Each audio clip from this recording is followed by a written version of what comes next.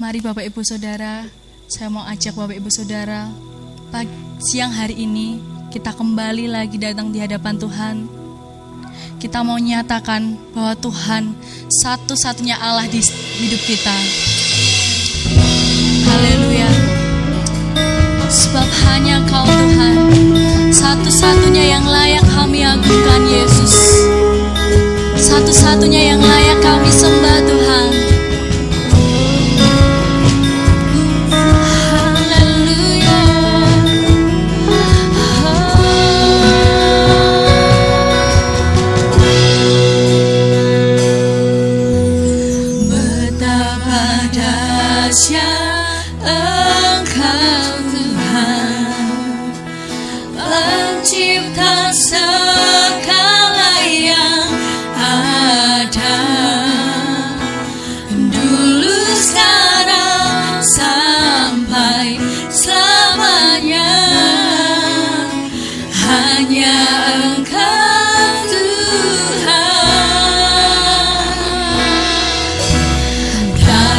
Selami pikiranku, tak terukur panjang setiamu. Dulu, sekarang, sampai selamanya, hanya Engkau Tuhan. Ku sembah Engkau Yesus.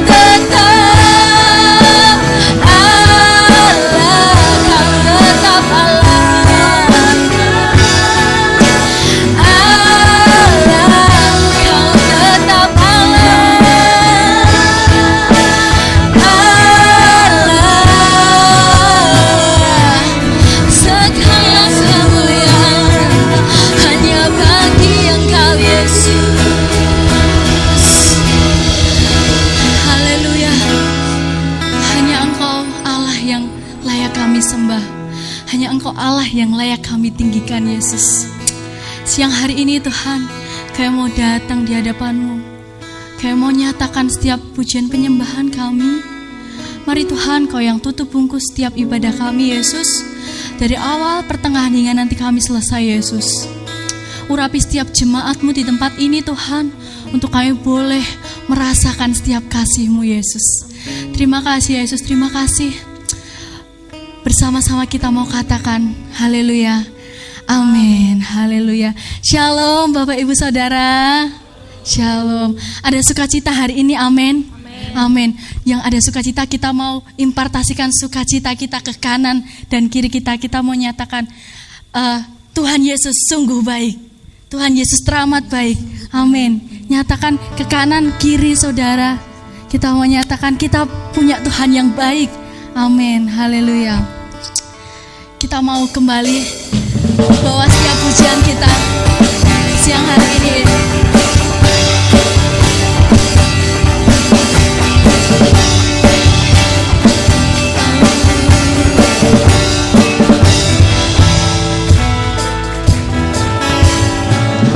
Masuk gerbangnya bersyukur dengan penuh pujian, bersuka di hadiratnya, nyanyi besarkan namanya, puji di hati prasangka kala, musik dan tarian, semua makhluk di bumi dengan senang hati mereka pujian, sebab Tuhan baik, sebab Tuhan baik, sebab Tuhan baik, anugerahnya kekal selamanya, sebab Tuhan baik, sebab Tuhan baik, sebab Tuhan baik, anugerahnya kekal selamanya.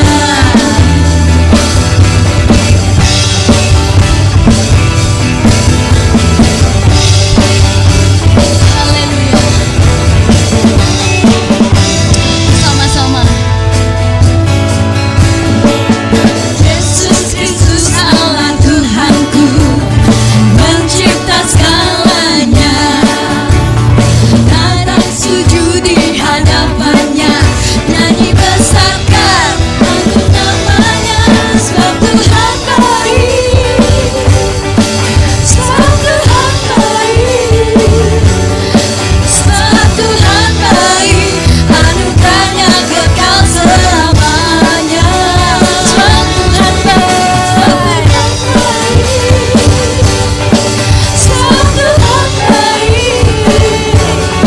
sebab Tuhan baik, anugerahnya kekal selamanya.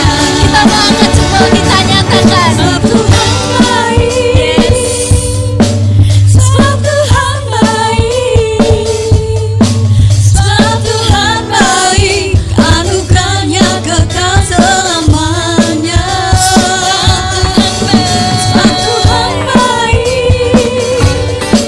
sebab Tuhan baik, sebab Tuhan baik, anugerahnya kekal selamanya, sebab Tuhan baik,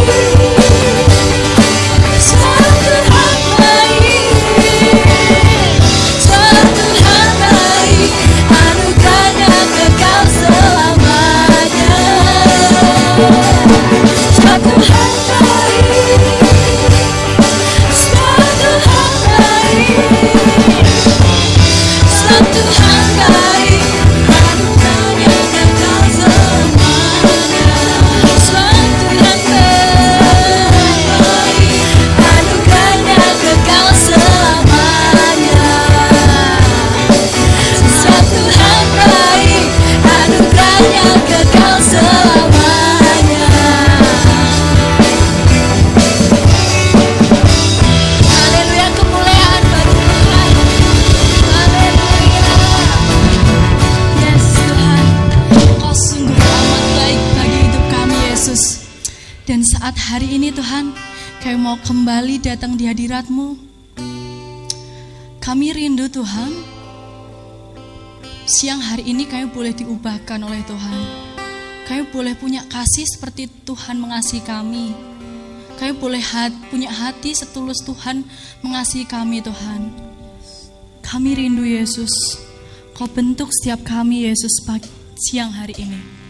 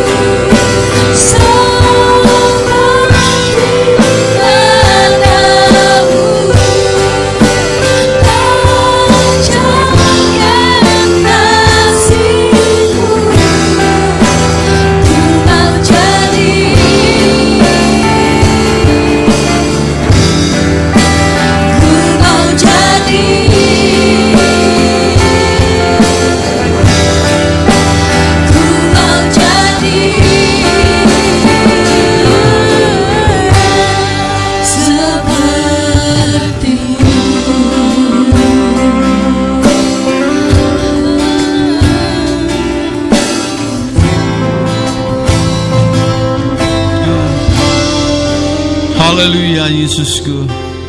Bapa, kiranya tidak berkelebihan kalau kami rindu, hati kami merindukan seperti hati-Mu. Mata kami terpancar seperti mata-Mu. Sebab kami adalah karya agung-Mu. Memang Tuhan kami, oleh karena kehendak kami jatuh dan jauh daripada-Mu. Tetapi oleh karena kasih-Mu Allahku, Engkau mengasihi dunia ini dan bahkan mengasihi kami. Oleh karena kasih-Mu, kami boleh ada bersama lagi dengan Engkau. Bapa di dalam sorga, selama kami masih ada di dunia ini, butuh kekuatan-Mu, butuh pertolongan-Mu, butuh apa yang Allah inginkan dalam kehidupan kami ini, mampu kami kerjakan. Sekarang yang kami butuhkan adalah kasih-Mu itu nyata dalam hidup kami Tuhan, sehingga kami boleh melakukannya sebagai bentuk daripada ketaatan kami sebagai anak-anak-Mu. Allah Roh Kudus, mari iring kami, jamah kami, ajar kami, untuk kami boleh mengerti setiap kehendak-Mu. Dalam nama Tuhan Yesus Kristus, haleluya, amin. Silakan duduk Bapak Ibu. Salam, haleluya. Bapak Ibu dan saudaraku, hari ini mari kita akan belajar apa itu yang dikatakan dengan kasih Allah dalam kehidupan kita. Nah, tetapi saat hari ini kita mau bicara tentang kasihnya Kristus yang menggerakkan kasih persaudaraan. Mari kita akan lihat di dalam 1 Petrus pasal 1 ayat yang ke-22. Karena kamu telah menyucikan dirimu oleh ketaatan kepada kebenaran, sehingga kamu dapat mengamalkan kasih persaudaraan yang tulus ikhlas. Hendaklah kamu bersungguh-sungguh saling mengasihi dengan segenap hatimu. Haleluya. Bapak Ibu dan Saudara, Petrus menuliskan di situ mengamalkan kasih persaudaraan yang tulus ikhlas. Bapak Ibu dan Saudara, surat Petrus ini menunjukkan kepada kita bahwa orang-orang Kristen mula-mula yang tersebar di Asia Kecil pada waktu itu mengalami penderitaan dan pergumulan. Mereka seringkali mengalami krisis identitas. Mereka merupakan kelompok minoritas yang tidak dipandang dan bahkan dianggap sebagai kaum marginal. Mereka benar-benar tertekan, mereka benar-benar tertolak, dan bahkan tidak ada kelebihan atau hak istimewa duniawi yang mereka miliki.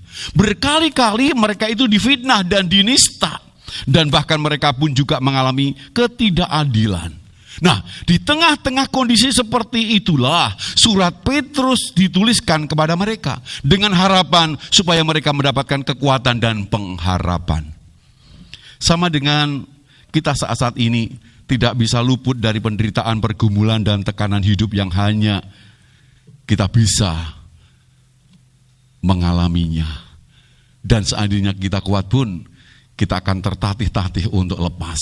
Tetapi kalau kita tidak, kita hanya bisa menangis dan hanya kita pasrah. Nah, Bapak Ibu dan Saudara, di tengah-tengah kondisi hidup kita yang ada seperti jemaat mula-mula itu, maka Saudara, Allah memberikan sesuatu hal yang benar, hikmat yang oleh Petrus dituliskan.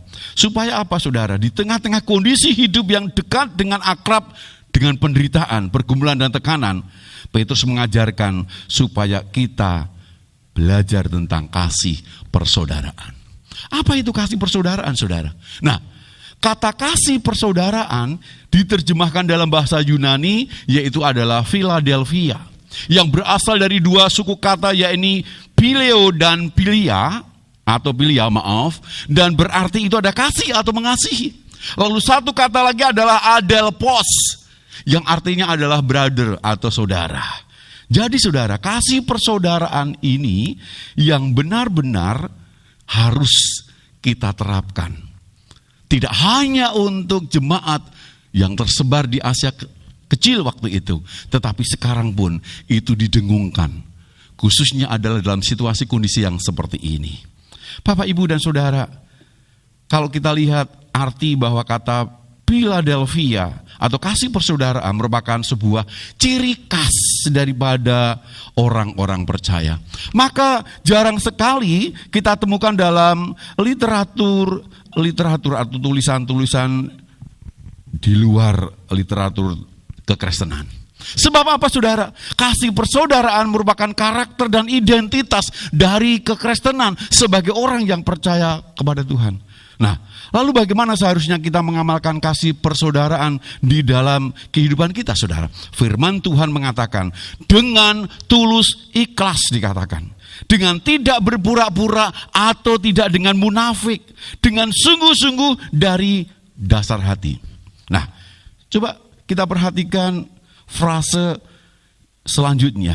Hendaklah kamu bersungguh-sungguh saling mengasihi dengan segenap hatimu. Nah, saudara, kata itu bukan lagi dituliskan Philadelphia, tetapi berubah kata menjadi agapasate atau agapao, agape. Nah, artinya saudara, untuk mengasihi saudara kita butuh standar kasih yang tertinggi, yaitu kasih Allah sendiri. Petrus menginginkan para pembacanya memiliki kemajuan kasih itu, bukan hanya kasih berdasarkan kekuatan kasih manusia, tetapi kasih persaudaraan yang didasari dari kasih Allah itu sendiri.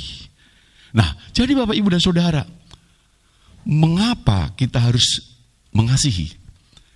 Kita lihat di dalam 1 Yohanes 4 ayat 7 dan 8, saudara. Saudara-saudaraku yang kekasih, marilah kita saling mengasihi, sebab kasih itu berasal dari Allah.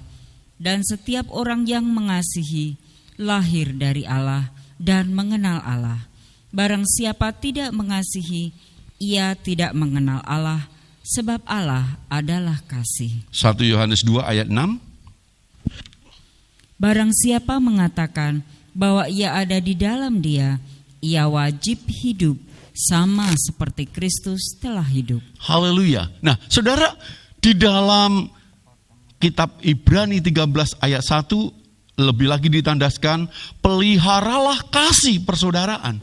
Nah, jadi saudara, mengapa kita harus mengasihi? Sebab kasih berasal daripada Allah. Apabila kita mengaku sebagai orang Kristen, dikatakan tadi di dalam 1 Yohanes 2 ayat 6, kita wajib, tidak bisa tidak, hidup seperti Tuhan Yesus telah hidup. Orang yang mempunyai kasih semuanya lahir daripada Allah. Dan yang tidak mempunyai kasih tidak mengenal Allah. Sebab Allah itu kasih itu sendiri. Nah, jadi saudara, Allah yang mengaruniakan kasih kepada kita supaya dapat saling mengasihi. Setiap orang yang lahir dari Allah, di dalamnya pasti ada kasih. Maka setiap orang yang ada kasih dengan sendirinya dapat saling mengasihi. Jadi kalau kita mengaku orang Kristen, orang percaya, maka kita harus melakukan apa yang Tuhan Yesus sudah lakukan. Kita harus stateless hidup seperti Tuhan Yesus waktu itu hidup. Nah, kasih itu berasal daripada Allah. Oleh sebab itu, kita harus mengasihi. Itu dasarnya, saudara. Nah, di dalam Ibrani 13 ayat 2 juga mengatakan, jangan lupa kamu memberi tumpangan kepada orang lain. Sebab, tatkala engkau melakukan demikian, beberapa orang dengan tidak diketahuinya telah menjamu malaikat-malaikat. Wah, luar biasa, saudara. Saudara, selama ini pemikiran kita yang namanya malaikat itu berkeliaran seperti kita, malaikat itu punya sayap, lalu kepalanya itu ada bunder-bunder putih seperti itu, atau kemuliaan seperti itu, saudara. Nah, baru kalau orang melihat seperti itu, baru dia akan menyembah, dia akan setia, dia akan takut. Padahal firman Tuhan katakan, sampai sekarang malaikat itu berkeliaran di sebelah kanan kiri kita. Dia tidak berpenampilan seperti apa yang kita punya imajinasi, tetapi dia bisa mengambil rupa saudara-saudara kita. Jadi pada waktu kita itu memberi tumpangan kepada orang lain, maka kita ini tanpa sepengetahuan telah menjamu malaikat-malaikat. Bapak, Ibu, dan Saudara, bagaimana jika kita tidak mengasihi saudara? Atau bahkan saudara katakan, Pak Hari kan gak ngerti, kenapa aku itu gak senang sama dia. Pak Hari gak ngerti bagaimanakah aku benar-benar sangat benci dengan dia. Saudara kekasih dalam nama Tuhan Yesus Kristus, lepas kita ini benci atau tidak, Dan itu malah kecenderungan daripada manusia. Kalau kita itu mengasihi, pasti ada satu motivasi karena dia itu mengasihi pada kita. Atau bahkan paling tidak kita punya satu pemikiran pemahaman bahwa dia layak kita kasihi. Karena dia tidak merugikan kita. Dan bahkan kita itu ada sesuatu yang kita cari ada dalam diri mereka. Nah, saudara, bagaimana jika kita tidak mengasihi dengan alasan apapun juga? 1 Yohanes 2 ayat 9 sampai 11. Barang siapa berkata bahwa ia berada di dalam terang, tetapi ia membenci saudaranya, ia berada di dalam kegelapan sampai sekarang. Barang siapa mengasihi saudaranya, ia tetap berada di dalam terang, dan di dalam dia tidak ada penyesalan. Tetapi barang siapa membenci saudaranya, ia berada di dalam kegelapan dan hidup di dalam kegelapan. Ia tidak tahu kemana ia pergi, karena kegelapan itu telah membutakan matanya. Haleluya. Ayat ini dengan jelas Bapak Ibu, dengan melihat apakah seseorang membenci saudaranya atau tidak, kita sudah mengetahui apakah ia saudara atau bukan. Dan apakah ia berada dalam terang atau dalam gelap. Walaupun kita sudah lama menjadi orang Kristen puluhan tahun, tetapi kalau kita itu tidak bisa mengasihi saudara kita masih tetap hidup di dalam kegelapan. Dan bahkan saudara, kalau kita lihat, kenapa ada begitu banyak orang-orang tersandung dengan orang Kristen yang seperti ini? Wong kaya ngono kok wong Kristen malah pelayanan meneh gitu kan. Saudara, kenapa ada begitu banyak? Mungkin itu orang lain mengatakan, tetapi berapa banyak saudara-saudara kita yang ada di dalam keluarga gak mau percaya sama Kristus. Karena apa? Kita gak bisa mengasihi dia. Maka kalau dikatakan, yuk toh bu, yuk toh pak, mbak, dek, neng gereja. Jawaban dia apa saudara? Ngopo neng gereja? Engkau ndak koyo kowe, dia bilang. Kenapa saudara? Karena jelas setiap kehidupannya dia menampakkan bukan lagi sebagai orang-orang Kristen yang harus hidup seperti Kristus hidup. Jadi saudara, kalau kita tidak mau mengasihi, maka konsekuensinya seperti itu. 1 Yohanes 3 ayat 10 mengatakan, inilah tandanya anak-anak Allah dan anak-anak iblis. Setiap orang yang tidak berbuat kebenaran tidak berasal dari Allah. Demikian juga barang siapa yang tidak mengasihi saudaranya. Saudara, dikategorikan kita tidak melakukan sebuah kebenaran. Jadi kalau saudara tidak mengasihi saudara-saudara itu, maka kita ini bukan anak-anak Allah. Saya tidak mengatakan kalau bukan anak Allah berarti anak apa, Pak? Di situ dengan jelas dikatakan anak siapa? Jenengan lo ya yang bilang anak iblis. Maka jangan heran saudara, ada begitu banyak orang-orang tua tatkala melihat perilaku anaknya dan sebagainya. Oh, setan gitu kan. Ya benar saudara. Karena apa? Kehidupannya adalah menunjukkan kehidupan setan, bukan anak-anak Allah. Jadi Bapak, Ibu dan Saudara, tatkala kita tidak mengasihi saudara kita, ada hal-hal yang hari ini harus kita tahu. Sebab ada begitu banyak alasan kita untuk tidak mau mengasihi. Sementara kita itu ambil bagian seakan-akan kita ini adalah orang Kristen yang paling hebat di hadapan Tuhan.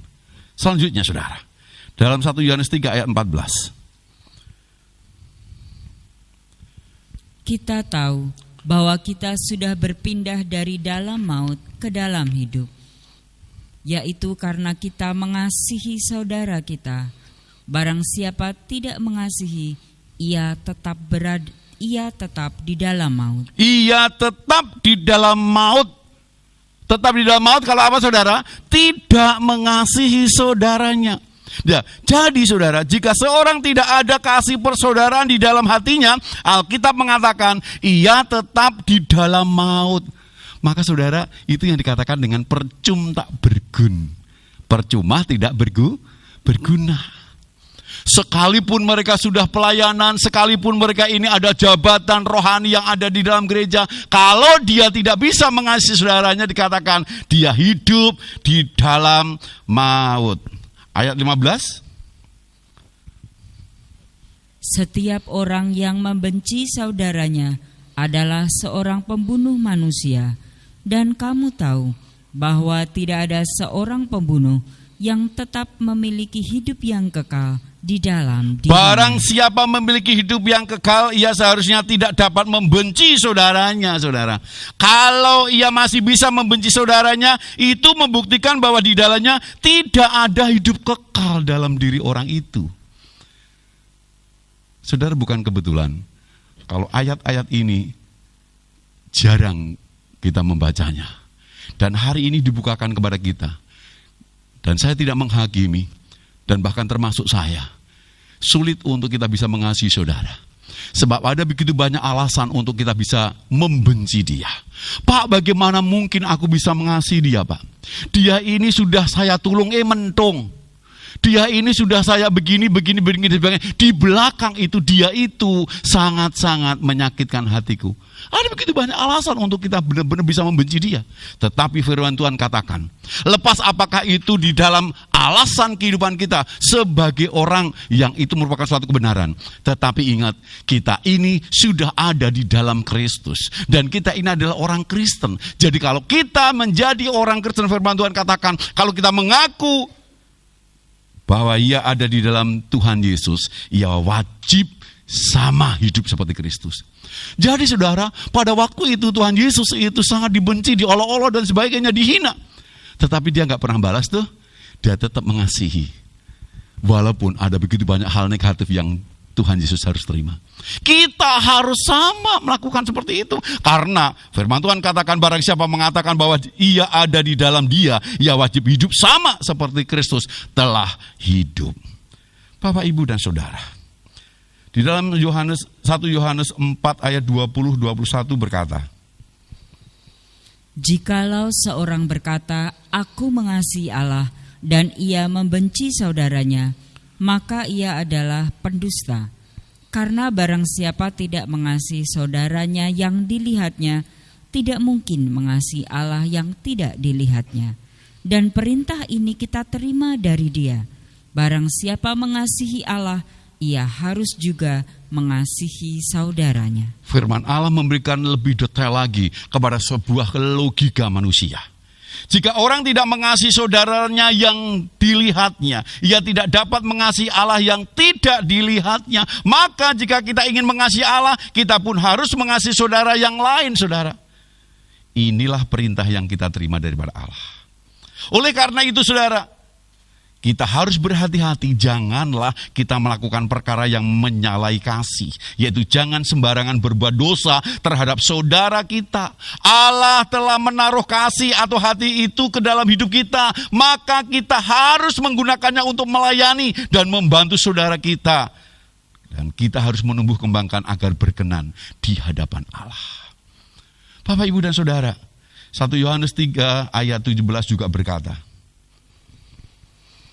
barang siapa mempunyai harta duniawi dan melihat saudaranya menderita kekurangan, tetapi menutup pintu hatinya terhadap saudaranya itu, bagaimanakah kasih Allah dapat tetap di dalam dirinya? Ya, saudara, Yohanes tidak berkata bagaimanakah kasih saudara dapat tetap di dalam dirinya. Tetapi Yohanes mengatakan bagaimanakah kasih Allah dapat tetap di dalam dirinya. Jadi saudara, kalau saudara mengaku-ngaku bahwa kita itu adalah benar-benar ada Allah dalam diri kita, terus kita itu hanya hidup untuk diri kita sendiri, sementara ada banyak orang-orang yang membutuhkan, terus kita itu diam dan menutup pintu hati kita untuk menolong dia, bagaimanakah ada kasih di dalam hidup kita, kasihnya Allah? Yang ada adalah kasih manusia. Sementara kasih manusia itu enggak akan mungkin untuk bisa melakukan apa yang firman Tuhan katakan dalam sebuah kebenaran. Saya ingat di dalam Lukas 16 ayat 27-28. Kata orang itu, kalau demikian, aku minta kepadamu Bapa, supaya engkau menyuruh dia ke rumah ayahku, sebab masih ada 5 orang saudaraku, supaya ia memperingati mereka dengan sungguh-sungguh, agar mereka jangan masuk kelak ke dalam tempat penderitaan ini. Saudara, ini Lukas 16 bicara tentang orang kaya dan Lazarus. Bapak Ibu sudah tahu itu. Nah, saudara, dari ayat 27-28 Saya percaya kekayaan dia, kepemilikan dia selama dia hidup di dunia, dia gak pernah peduli dengan saudara yang lain. Dan bahkan saudara kandungnya masih ada 5. Saya percaya dia sangat pelit atau bahkan tidak pernah mengasihi dia. Maka sampai matinya pun dia baru sadar. Bapak, Ibu, dan saudara, lepas apapun alasan daripada saudara dan saya, kalau saudara tidak bisa mengasihi saudara yang lain, Tuhan katakan kita masih tetap hidup di dalam kegelapan. Dan kita dikategorikan seorang pembunuh manusia. Dan pembunuh itu tidak akan mungkin masuk di dalam kekekalan surga. Hati-hati Bapak Ibu. Saya percaya hari ini mungkin hati Bapak Ibu sangat membara. Dan bahkan ada yang mengatakan gak percaya atau bahkan mencep dengan kebenaran firman Tuhan saat hari ini kita dengar. Gur iso ngomong, ya kan? Orang ngalami, gitu. Saya bisa mengalami bagaimanakah hal yang seperti itu. Justru saya punya pengalaman SD, saya punya suatu dendam sakit hati kepada kakek saya. Dan bahkan bertahun-tahun saya ngenengke bapak saya dan kakek saya. Karena begitu kejamnya beliau ini, begitu bansiladannya beliau ini, dan bahkan sangat tidak senang dengan saya. Dan itu sulit untuk saya bisa wawuh. Dan sulit untuk saya bisa mengawali saya mau apik sama beliau itu, saudara. Tetapi saya masih ingat betul, tatkala saya kenal apa yang dikatakan dengan firman Tuhan, dan saya menjadi orang gereja, saya baru bisa menerima dia, minta maaf sama dia, dan saya bisa berkomunikatif yang tidak canggung lagi. Hari ini saudara, mungkin ada begitu segudang alasan untuk saudara tidak akan pernah mau baik dengan mereka. Karena sudah benar-benar mencelakakan aku. Dan tidak ada hal yang positif dalam hidupku. Tetapi firman Tuhan katakan kalau kita tidak mengasihi saudara, maka kategorinya adalah kita adalah orang-orang yang hidup di dalam kegelapan. Mata kita tidak akan pernah bisa melihat itu terang karena apa? Hidup di dalam gelap. Dan kita dikategorikan bukan lagi orang Kristen. Sebab orang Kristen adalah bukan seperti itu.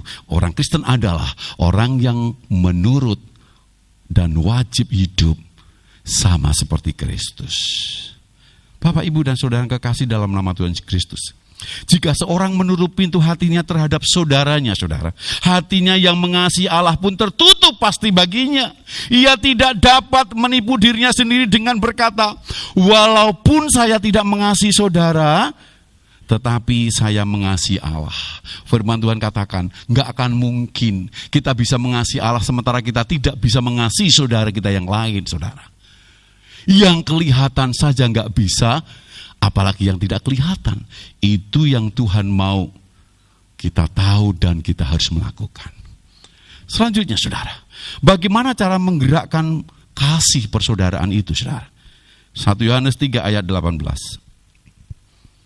Anak-anakku, marilah kita mengasihi bukan dengan perkataan atau dengan lidah, tetapi dengan perbuatan dan dalam kebenaran. Haleluya saudara. Mengasihi saudara bukan hanya ucapan dalam mulut saja saudara, melainkan harus diekspresikan dalam perbuatan, dalam kebenaran dan kejujuran. Oleh sebab itu sebetulnya ini adalah dasar apa yang dikatakan dengan tradisi Hari Raya Natal. Tidak salah saudara, dan bahkan hari-hari ini sudah lama kita hilangkan. Biasanya Natal itu adalah tempat kita itu berkumpul, silaturahmi, ya, yang ada di luar kota pulang mudik, ya. Terus yang di rumah itu beleh opo eneke, ono minti yo dibeleh minti, ono pitik dibeleh pitik, ono kirik yo diinguse men gede gitu saudara. Lalu pada waktu kita kumpul, disitulah sebetulnya saudara mulai dengan pemberesan. Mungkin mungkin 1 tahun antara kakak dan adik itu ada gesekan. Mungkin adiknya ini terlalu lancang mulutnya, lalu membuat tersinggung daripada Mbak Yunya. Maka selama 1 tahun neng-nengan. Itulah dikatakan kasih persaudaraan itu tidak hanya teori tetapi dipraktikkan dirasakan, diekspresikan dalam sebuah tindakan nyata. Disitulah kita mulai rangkul-rangkulan. De Bude, aku njuk ngapura ya De. Aku nyun ngapura. Cangkemku iki ndek ben kok ya lancang. Mungkin begitu saudara, ya. Lalu Mbak Yunya nangis, wis le, wis. Aku ya nyadari leng tuwa ora selalu bener, ya. Aku ya salah. Apa yang terjadi saudara? Di situ ya dikatakan pengeterapan, mengalami, menggerakkan kasih persaudaraan. Lalu mulai ya Mbah Kung, Mbah Putri, dandan ya, nganggo wangi-wangi ya, ginjo kokolait gitu kan, terus nganggo minyak orang-aring kelimit kaya coro gitu kan saudara ya, mulai anak bojo putu mantu datang semua, lalu itu sujud minta maaf ya, bekti. Itu sebetulnya tradisi kasih persaudaraan saudara, bukan royo-royo pulang dari luar kota, dikatakan mudik izin perusahaan, sampai di rumah saudara orang jujuk ngomah, jujuk hotel ya, bukan lagi kumpul bersama-sama, malah dolan ya kan, neng gonseng adem buh ya kan, kungkum mungkin itu ya. Lalu ada yang orang bilang, lah kowe mulih ngopo? Lah kalau saudaramu udah kumpul ben. Karena apa saudara? Dia tidak bisa mengeterapkan apa yang dikatakan dengan kasih persaudaraan. Jadi sedang kekasih dalam nama Tuhan Yesus Kristus. Beberapa hari yang kemarin saya sempat dikunjungi beberapa saudara saya. Lalu saya juga berkunjung ke saudara yang lain. Mereka menangis, Pak wis 1,5 tahun kita nggak pernah ketemu ya. Aku menangis, lalu aku bergembira. Setelah menangis aku guyu karena apa? Digawake. Ono sing digawa gitu saudara. Nek upamane orang gawa ya ora, aku ya tetap guyu gitu ya saudara. Ini tradisi pengeterapan praktek kasih persaudaraan. Berapa banyak saudara akhir-akhir ini oleh karena begitu waktu yang luar biasa nggak sempat, maaf ya, mantu dan mertua nggak begitu sempat bagaimanakah mengenal satu dengan yang lain. Mulai dengan adanya suatu gap, saatnya kita mengeterapkan apa yang dikatakan dengan kasih persaudaraan.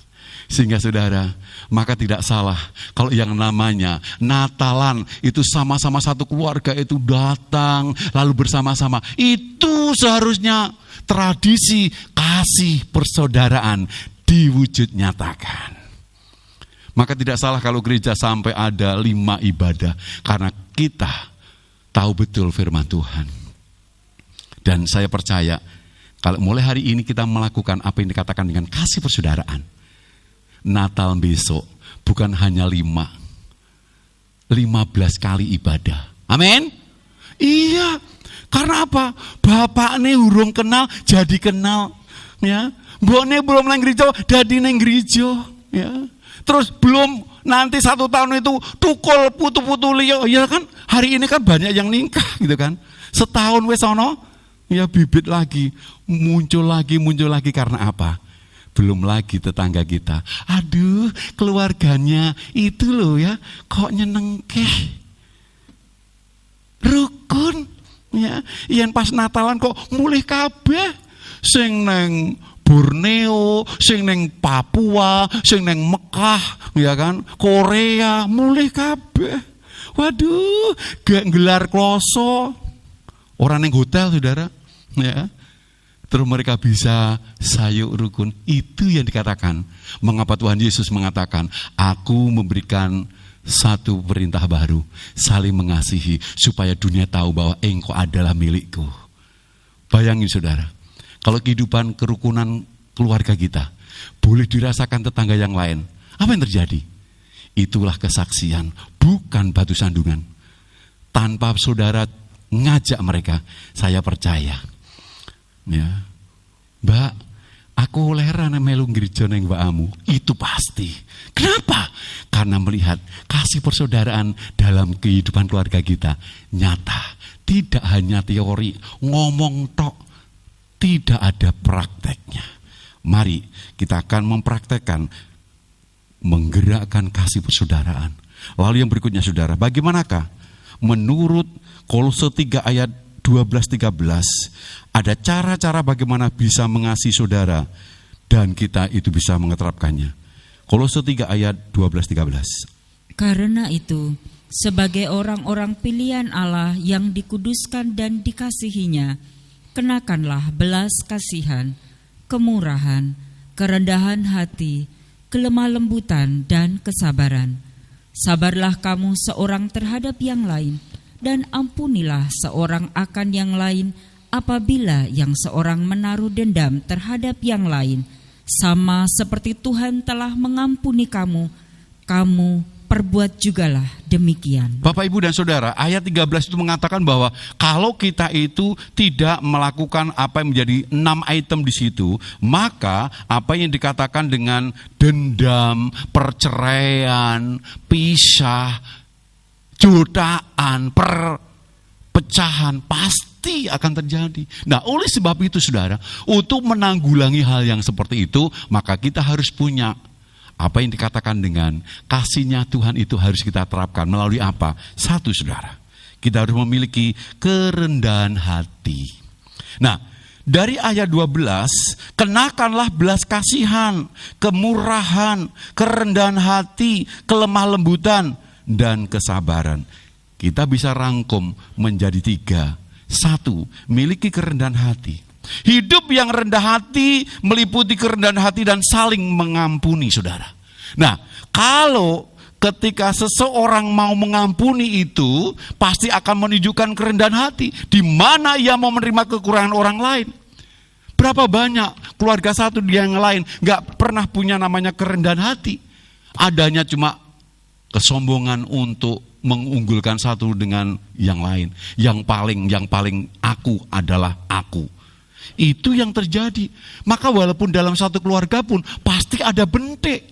Sebab tidak ada kerendahan hati satu dengan yang lain. Oleh sebab itu saudara, milikilah kerendahan hati untuk kita menanggulangi apa yang dikatakan dengan salah faham, berbeda pendapat, kesalahan-kesalahan persepsi.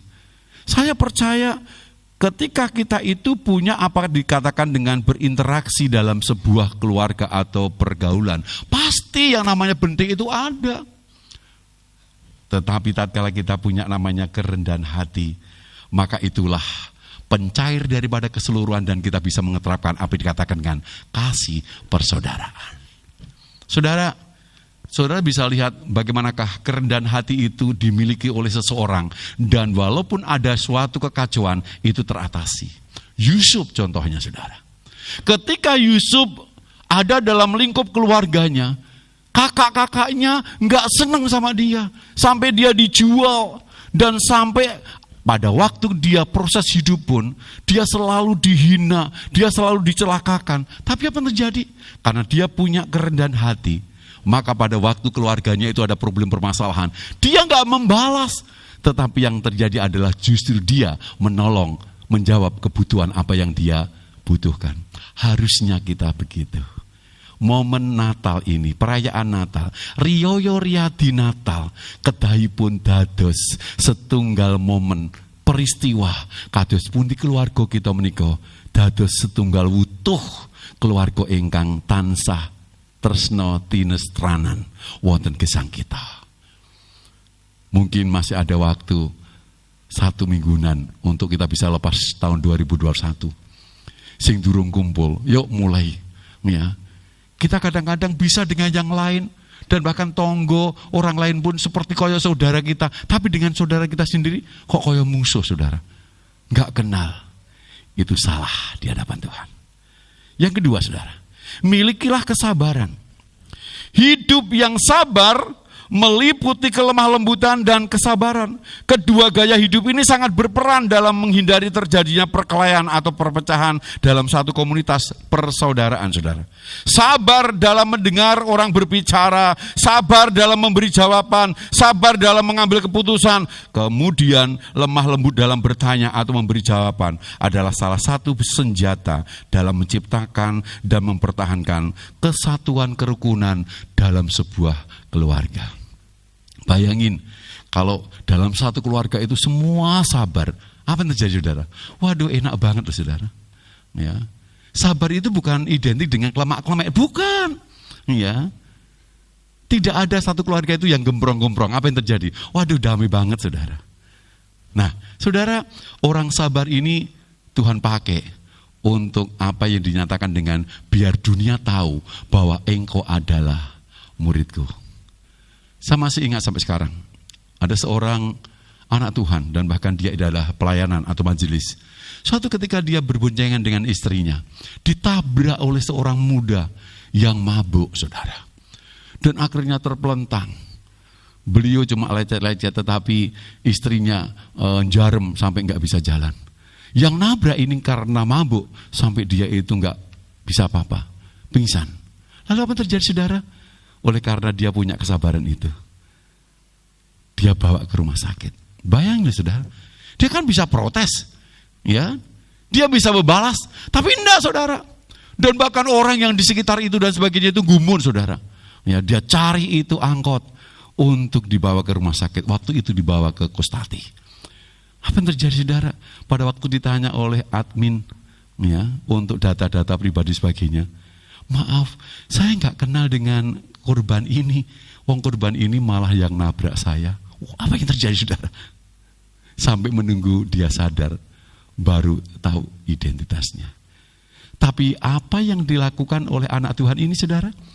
Ada begitu banyak orang-orang mulai tahu apa itu kekristenan. Oh, ini sewu siji loh. Oh, ditabrak kok malah nulung. Orang nuntut, membiayai lagi, saudara. Dan saya percaya kehidupan yang seperti itu ada dalam diri panjenengan. Dan itulah saatnya kita menjadi kesaksian hidup untuk kita bisa mengasihi saudara satu dengan yang lain. Bapak, Ibu, dan saudara, yang ketiga, miliki hati yang suka berbagi.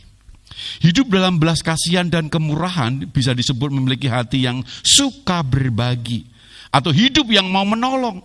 Salah satu kunci yang sangat jitu untuk menghadirkan kesatuan dan kerukunan dalam persaudaraan adalah kalau terjadi saling berbagi, saling tolong menolong di antara satu keluarga. Maka di dalam Galatia 6 ayat 2 berkata, bertolong-tolonglah kamu menanggung bebanmu, demikianlah kamu memenuhi hukum Kristus. Orang Kristen yang tahu betul siapakah dirinya di dalam Tuhan, harusnya dia itu adalah bisa bagi hidup. Tatkala orang membutuhkan, maka kita hadir.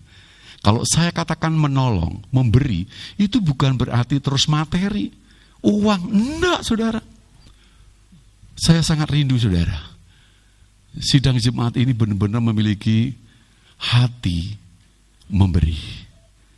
Contoh, kalau ada di antara keluarga kita sidang jemaat yang meninggal, pernahkah kita nyelake waktu? Itu adalah hati kita memberi. Saya punya satu teman, bukan orang percaya. Lalu ngomong-ngomong, saya bertanya, "Lu, aku lihat kamu itu di mana-mana loh, yang ono kematian mesti enek." Dia bilang apa, saudara? Bagiku, dalam ajaranku, dia bilang, untuk melayat itu adalah harus. Saudara, saya tercengang. Harusnya ini yang mengatakan orang percaya, saudara. Karena apa? Kembali saya katakan, ada begitu banyak orang-orang Kristen lebih senang di pesta daripada di rumah duka, betul? Yang jenengan diundang pesta, waduh, persiapannya luar biasa. Yang orang datang, orang teko itu, waduh, koyo kehilangan masak gentong gitu, saudara. Gelo niram. Tapi bayangin kalau kita diundang untuk kematian. nggak pernah tuh mau dengar. Itu loh saudara yang Tuhan mau, kasih persaudaraan. Bayangin, kalau orang yang berduka itu keluarga, terus kita tuh hadir, raketan kita tuh maknyu dan sebagainya. Oh, mereka itu merasa diperhatikan loh saudara. Merasa dihargai, merasa didukung, seperti itu saudara. Maka saya rindu banget saudara. Kalau ada namanya sidang jemaat kita atau keluarga besar kita ini yang meninggal dan sebagainya.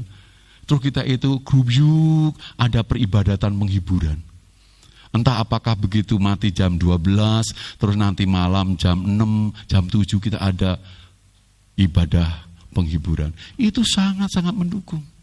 Dan pengalaman saya pribadi, pelayanan yang seperti itu adalah sangat efektif untuk mereka bisa kita jangkau. Berapa banyak saya mengalami orang-orang yang mau kena Kristus oleh karena pelayanan juga. Dan saya percaya itu dasarnya apa? Karena hati yang suka memberi ada dalam setiap orang percaya. Oleh sebab itu hari ini saudara, yuk miliki kasih persaudaraan. Ada begitu banyak kadang-kadang kita itu memperhatikan atau mengasihi itu selalu, lah aku ora kenal kok, lah aku sapa? Enggak saudara, enggak. Mereka walaupun kita enggak kenal, enggak dekat, enggak akrab, mereka butuh kasih kita. Karena apa? Kita sudah memiliki kasihnya daripada Allah. Kita harus berikan pada mereka. Hati yang memberi itu akan membuat segala sesuatu tertolong bagi mereka yang membutuhkan. Saya tutup dengan sebuah cerita. Cerita ini muncul atau diceritakan dari Yunani. Ada dua sahabat yang sejak kecil dia ini akrab. Yang satu pada waktu mereka ini sudah dewasa, punya banyak anak. Tapi yang satunya enggak berkeluarga. Suatu ketika saudara, di daerah itu ada musim dingin. Maka dinginnya sangat-sangat nyekut sampai mengakibatkan banyak orang tidak bisa keluar rumah. Lalu muncullah pemikiran, teman yang anaknya banyak, gimana ya temanku yang sendirian itu?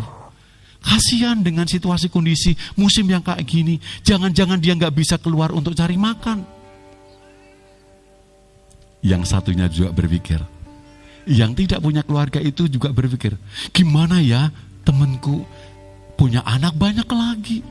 Jangan-jangan dia tidak bisa makan karena gak bisa keluar cari makan. Maka apa yang terjadi saudara? Yang punya anak banyak tadi dia pikir, dia ngomong dengan anak-anak, yuk kita kunjung pada pamanmu, temani bapak itu, bawa sesuatu ini. Lalu yang sendirian ini pun juga ternyata berpikir begitu, kasihan temanku, anaknya banyak, jangan-jangan tidak ada yang dimakan, aku mau bawain. Apa yang terjadi saudara? Mereka keluar rumah berketepatan. Di tengah jalan mereka bertemu. Warning di. Lah kowe warning di. Dia bilang apa? Aku harap neng mbok amu. Aku berpikir jangan-jangan kamu gak bisa keluar untuk makan. Maka ini aku bawakan sesuatu. Aku juga pikir juga begitu, kamu banyak anak, gak bisa keluar, jangan-jangan gak ada makan untuk anak-anakmu. Ini loh aku bawakan. Apa yang terjadi saudara? Mereka sama-sama memperhatikan oleh karena hati yang memberi itu. Lalu mereka berpelukan, mereka berdoa. Lalu tempat itu didirikan sebuah tugu monumen atau mezbah, tanda kasih Allah terbukti. Harusnya kita banyak tugu-tugu yang harus kita bangun. Sebab disitulah semua kita punya hati mengasihi saudara. Saatnya saudara, yuk kita yang sudah lama banget, kok suwe banget orang yang gereja yo, itu saudara kita saudara, kunjungi. Kayak ketok loro lu ya, ke orang dua anak, orang dua keluarga, itu saudara kita loh saudara. Bagaimana dengan kita? Apakah kita mau tetap hidup dalam kegelapan? Atau kita mau lakukan dan kita ditunjuk disebut identitas kita sebagai orang Kristen. Padahal orang Kristen harusnya adalah hidup seperti Kristus pada waktu itu hidup. Kalau kita tidak mencontoh kehidupan seperti Kristus hidup, itu bukan orang Kristen, firman Tuhan katakan. Karena dikatakan di situ, wajib dikatakan. Wajib itu tidak bisa tidak. Dan ingat, untuk kita bisa mengasihi saudara, pakai kasihnya Allah. Jangan pakai kasih panjenengan. Kalau kasih panjenengan, kasih manusia, itu pasti bersyarat. Hari ini panjenengan bisa mengasihi A, tapi nanti belum ganti hari aja, panjenengan sudah ngerengi dan mulai bujuk-bujuk yang lain untuk membenci dia. Tapi kalau kasihnya daripada Allah, walaupun panjenengan dirugikan, panjenengan disakiti, panjenengan tidak dianggap sekalipun, tetap bisa mengasihi. Karena apa? Itu adalah identitas kita sebagai orang percaya. Yuk kita minta Tuhan mengajar kita untuk kasihnya itu ada dalam diri kita. Haleluya, Yesus, glory.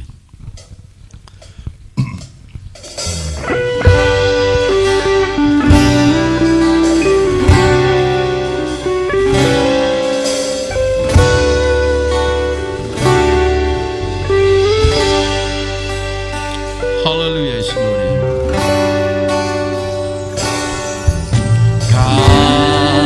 Kasih pasti lemah lembut. Haleluya.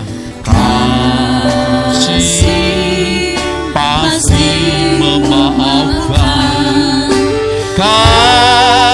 Kasih pasti murah hati. Kasihmu Tuhan. Bapak, Ibu, dan Saudara, kasih yang daripada Allah itu membuat kelembutan dalam kehidupan kita. Kasih yang daripada Allah itu penuh pengampunan, ada pemaafan. Dan kasih yang daripada Allah itu adalah murah hati. Yuk kita minta ketiga hal ini untuk kita bisa berubah dari gelap menjadi terang.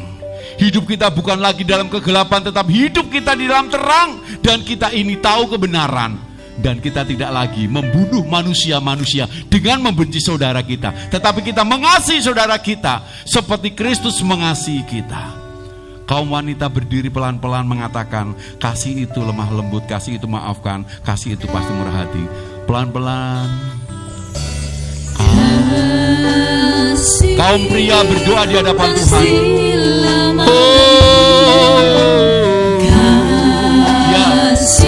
Minta dengan sungguh.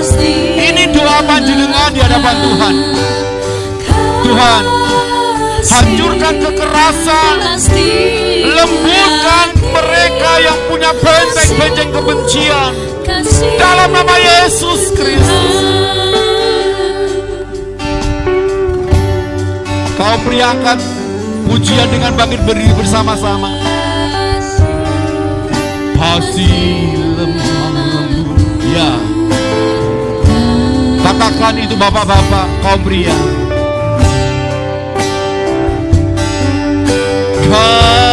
Kasih pasti murah hati.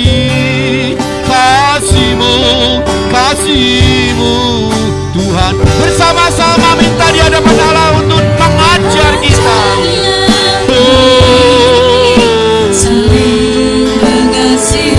Haleluya.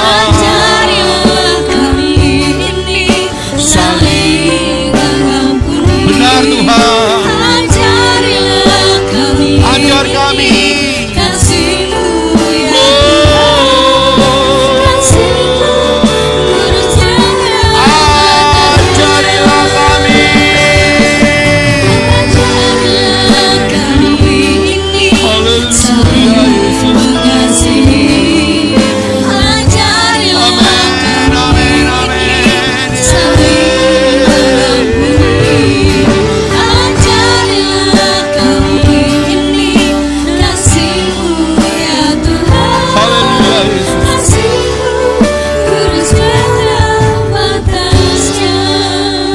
Saudara, apakah Bapak Ibu mau mengasihi atau tidak saudara yang lain? Itu adalah keputusan Bapak Ibu. Karena firman Tuhan, apakah kita mau melakukan atau tidak, itu adalah keputusan kita. Hari ini kita sudah dengar, kita tahu bagaimana kalau kita tidak mengasihi, maka konsekuensinya seperti yang telah kita terima. Oleh sebab itu hari ini, jangan keraskan hati kita, jangan juga kita kekeh dengan apa yang menjadi pendirian kita. Sebab panjenengan tidak ada gunanya hidup di dalam kepalsuan selama ini. Sebab kita masih tetap dalam kegelapan. Hari ini mari kita pindah dari gelap kepada terangnya yang ajaib itu, dan kita menjadi bagian daripada Allah. Karena kita sudah dikasihi Tuhan, maka kita bisa mengasihi dengan kasih-Nya Tuhan. Ajarilah kami ini saling mengasihi. Haleluya. Ajarilah Bapa, beri kami kelembutan hati. Bapa, beri kami pengampunan yang tinggi. Bapa, beri kami hati yang murah hati, supaya kami boleh melakukan seperti apa yang Engkau mau. Jadi Tuhan, sadari ini, apapun yang menjadi suatu beban hidup kami, hari ini kami mau lepaskan. Aku tidak mau memandang lagi apapun kondisi situasi keluargaku, saudaraku, tetapi aku harus mengasihi. Sebab itu perintah-Mu. Dalam nama Yesus, dalam nama Yesus. Terima kasih Bapa. Kasih-Mu yang kurang, kasih-Mu kudus tiada batas. Oh, kasih-Mu kudus tiada batasnya. Oh, kasih-Mu kudus tiada batasnya. Oh, haleluya.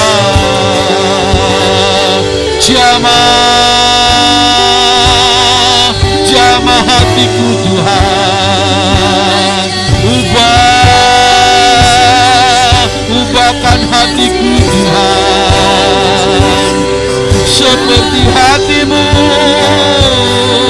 penuh dengan kelembutan, seperti hidup-Mu, penuh dengan belas kasihan.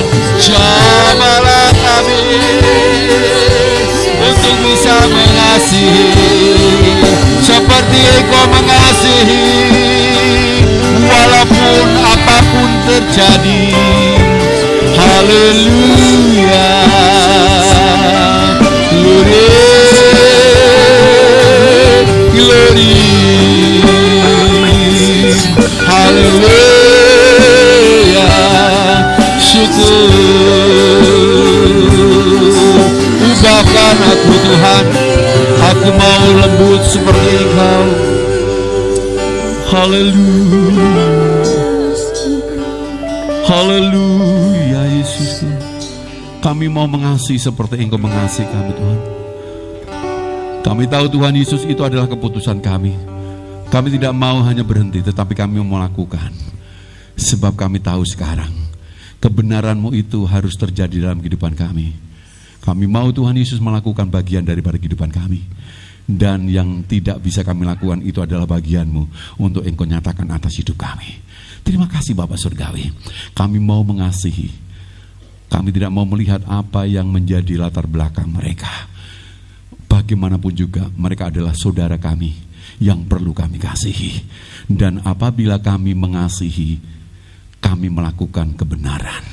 Tetapi kalau kami tidak mengasihi, kami tetap hidup di dalam kegelapan dan tidak ada lagi hidup kekal dalam hidup kami. Terima kasih Bapa Surgawi. Ajar kami, bimbing kami terus Tuhan, untuk kami lebih lagi hari demi hari sempurna mengarah kepada Engkau. Terpujilah nama Bapa, dalam nama Tuhan Yesus Kristus.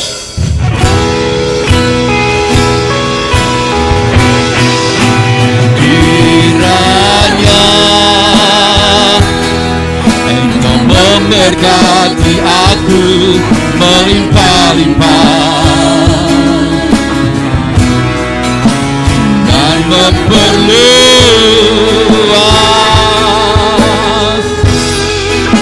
daerahku.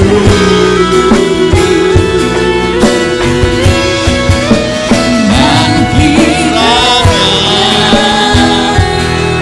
Tangan-Mu menyertai aku dan melindungi aku daripada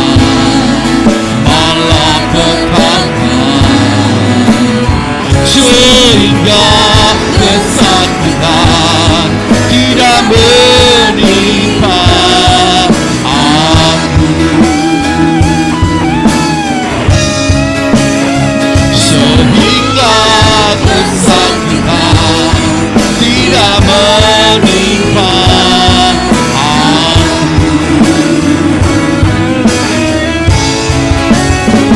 Tuhan mendengarkan dan menjawab doaku. Amin, amin.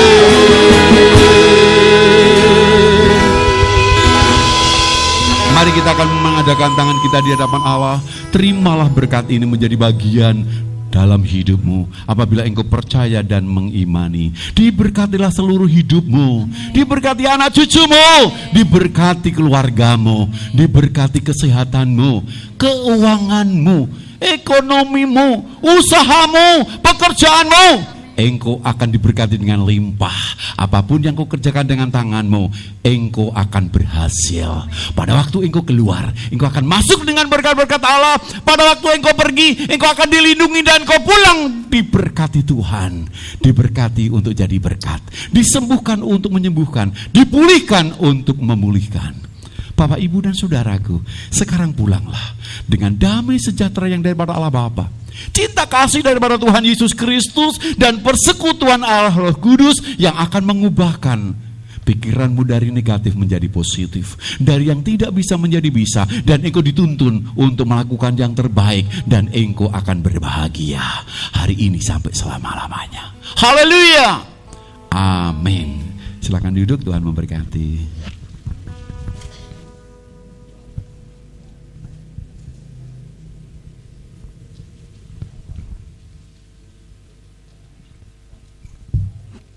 Puji nama Tuhan, Bapak Ibu Saudara, kita telah sampai di akhir ibadah kita.